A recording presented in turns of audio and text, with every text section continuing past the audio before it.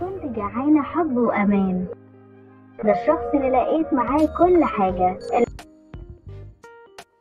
بلوجر أحلام عادل فاجأت كل المتابعين بتوعها واتخطبت.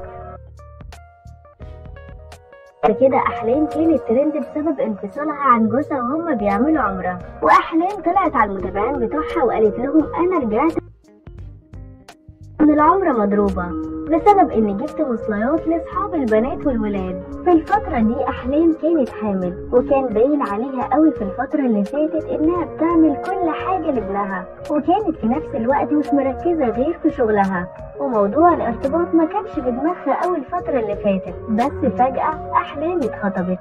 احلام نزلت صورة جمعتها بواحد هو بيقدم لها بوكيه ورد، وكتبت عليها أنا مش مصدقة ومصدومة. سبحان الله، النصيب غلاب فعلا. أحلام اتخطبت للمصور إسلام جمال، وده المصور اللي دايما بيعمل لها كل شغلها. عشان كده كتبت إنه طول الوقت كنا بنشتغل سوا ونروح ونيجي، وكومنتات انتوا لاقيين على بعض جدا بس محدش فينا ركز معاها. أحلام كمان قالت إنها طول عمرها بتحلم إن أهلها وصحابها يشوفوها مع شخص يكون بيحبها وأمين عليها، وأخيرا لقيت الشخص ده غير إنها كانت جعانة حب واحترام، ده على حد وصفها يعني.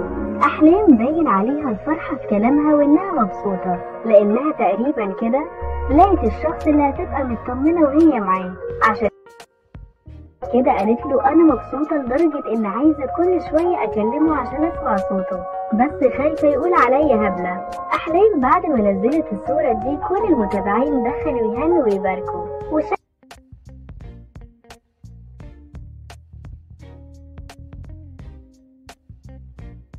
كده محتوى أحلام هيتغير من صور وفيديوهات ليها هي وابنها بس لصور وفيديوهات مع خطيبها كمان.